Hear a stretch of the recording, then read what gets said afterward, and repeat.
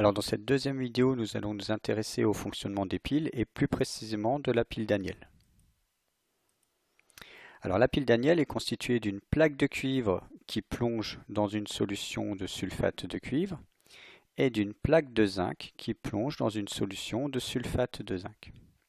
Les deux solutions sont reliées par un pont ionique. Ça peut être par exemple du papier imbibé d'une solution ionique, comme par exemple ici de l'eau salée, donc qui contient des ions sodium Na+, et des ions chlorure Cl-.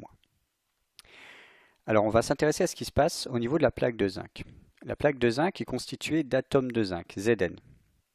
Ces atomes de zinc vont perdre des électrons, chaque atome de zinc perdant 2 électrons, pour donner l'ion Zn2+.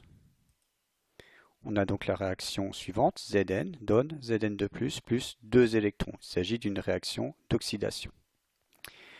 Les électrons ainsi produits vont être attirés par la plaque de cuivre, parce que la plaque de cuivre a un potentiel électrique plus grand que la plaque de zinc. Et donc on va voir ces électrons se déplacer dans le circuit de la plaque de zinc vers la plaque de cuivre.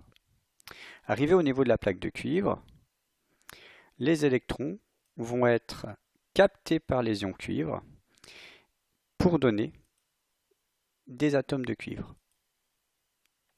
Et donc il va y avoir ici un dépôt de cuivre sur cette plaque. On observe la réaction suivante, Cu2+, plus 2 électrons donne Cu. Il s'agit d'une réaction de réduction. Alors, on a vu donc que les électrons se déplaçaient de la plaque de zinc vers la plaque de cuivre, et c'est donc c'est pour cette raison qu'on observe un courant électrique dans le circuit.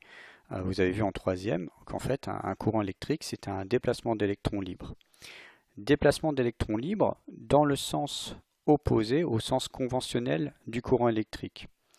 Donc les électrons se déplacent de la borne moins vers la borne plus, mais vous avez appris en quatrième que le courant électrique, son sens conventionnel, est toujours du plus vers le moins.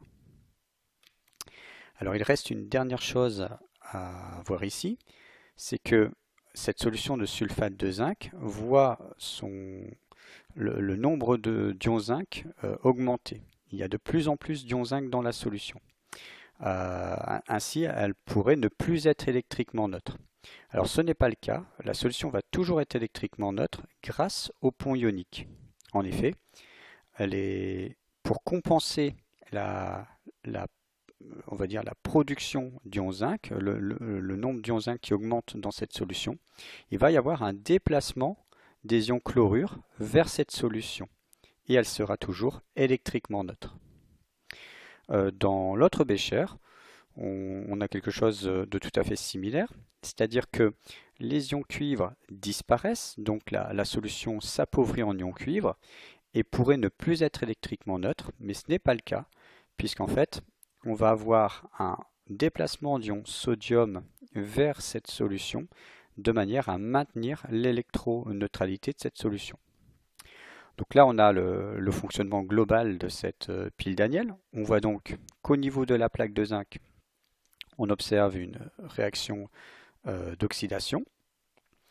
Au niveau de la plaque de cuivre, une réaction de réduction.